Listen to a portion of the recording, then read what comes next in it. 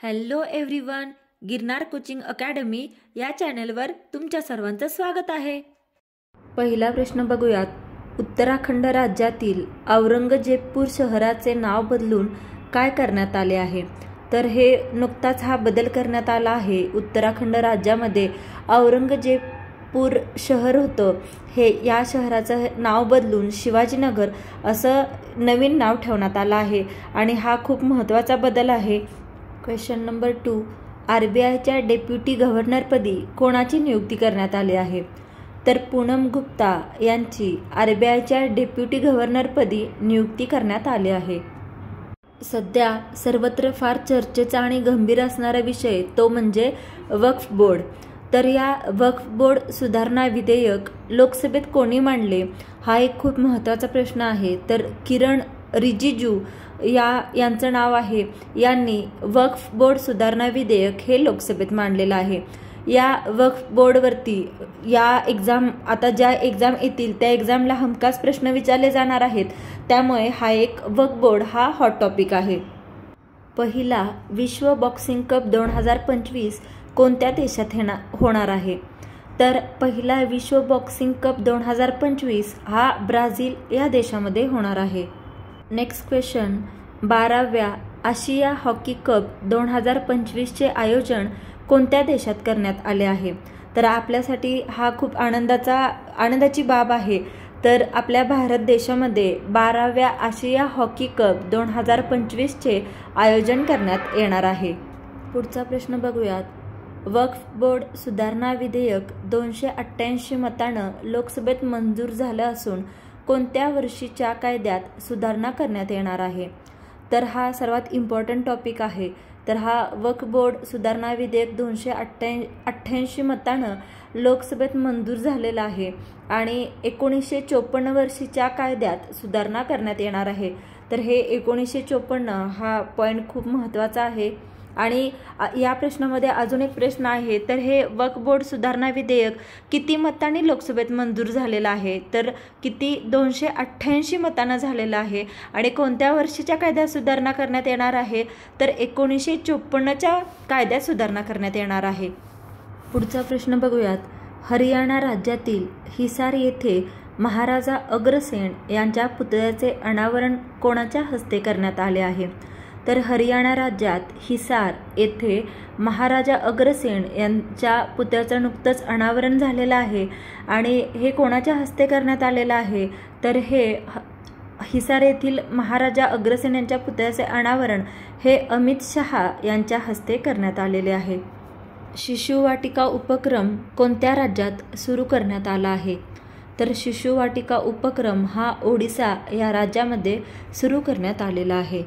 Next question, Shirley बोतवे राष्ट्रकुल देशाची पहिली आफ्रिका महिला महासचिव बनली असून त्या कोणत्या देशाशी संबंधित आहेत? तर शर्ली बोतवे या राष्ट्रकुल देशाची पहिली आफ्रिका महिला महासचिव बनलेल्या आहेत आणि त्या घाना या देशाशी संबंधित आहेत। नेक्स्ट क्वेश्चन, फोर्ब्स 2025च्या यादीनुसार जगातील सर्वात श्रीमंत व्यक्ती कोण ठरली आहे?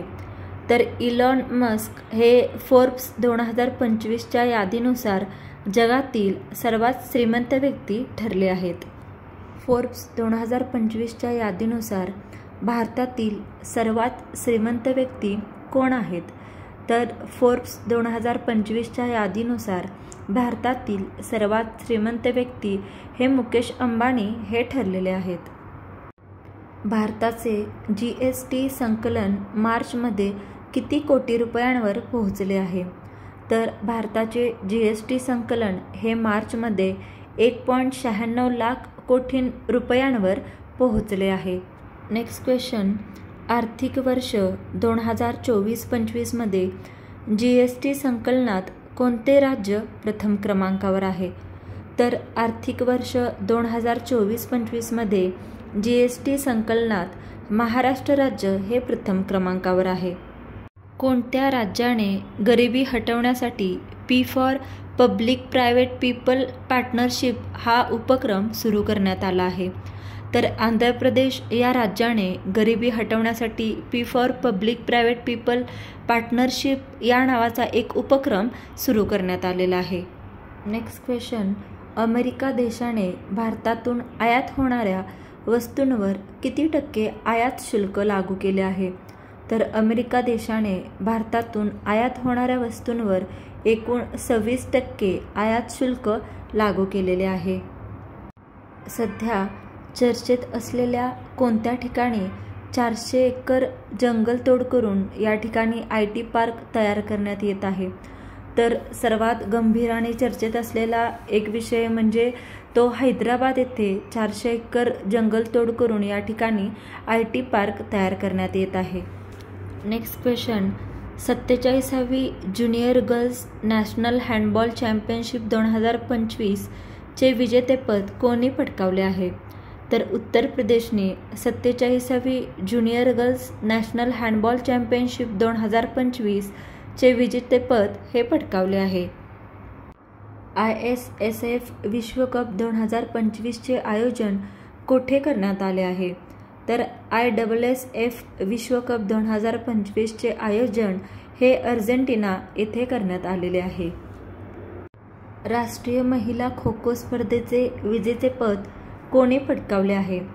तर महाराष्ट्राने राष्ट्रीय महिला खो खो स्पर्धेचे विजेतेपद हे पटकावले आहे. कोणते ठिकाण तिकीट विक्रीतून सर्वाधिक कमाई करणारे ISI संरक्षित स्मारक ठरले आहे? तर ताजमहल हे ठिकाण तिकीट विक्रीतून सर्वाधिक कमाई करणारे ASI संरक्षित स्मारक हे ठरले आहे. नेक्स्ट क्वेश्चन बघूयात, पंतप्रधान नरेंद्र मोदी यांना कोणत्या देशाने मित्रविभूषण पुरस्काराने सन्मानित केले आहे? तर पंतप्रधान नरेंद्र मोदी यांना श्रीलंका या देशाने मित्रविभूषण या पुरस्काराने सन्मानित केले आहे. नेक्स्ट क्वेश्चन, आशियाई क्रिकेट परिषदेच्या अध्यक्षपदी कोणाची नियुक्ती करण्यात आली आहे? तर मोहसिन नक्वी यांची आशियाई क्रिकेट परिषदेच्या अध्यक्षपदी नियुक्ती करण्यात आली आहे. पुढचा प्रश्न बघूयात, राष्ट्रीय पुरुष खो खो स्पर्धेचे विजेतेपद कोणत्या संघाने पटकावले आहे? तर राष्ट्रीय पुरुष खो खो स्पर्धेचे विजेतेपद हे रेल्वे संघ या संघाने पटकावले आहे. सन्ना BM योजना कोणत्या राज्याने सुरू केली आहे? तर तेलंगणा या राज्याने सन्ना BM योजना ही सुरू केलेली आहे. नेक्स्ट क्वेश्चन, भारतात दरवर्षी कधी राष्ट्रीय सागरी दिन हा साजरा करण्यात येतो?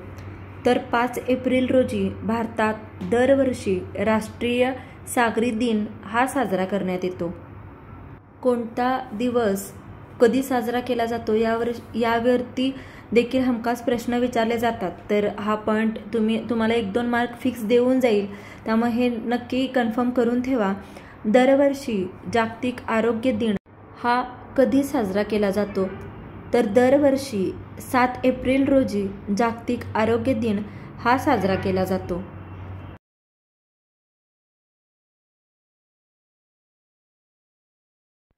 Thank you for watching. प्लीज व्हिडिओला लाईक करा, शेअर करा, कमेंट करा आणि चॅनेलला सबस्क्राईब करायला विसरू नका. आणि अशा प्रकारचे कोणत्या टॉपिकवरचे व्हिडिओ तुम्हाला पाहायला आवडतील ते कमेंट करून नक्की सांगा.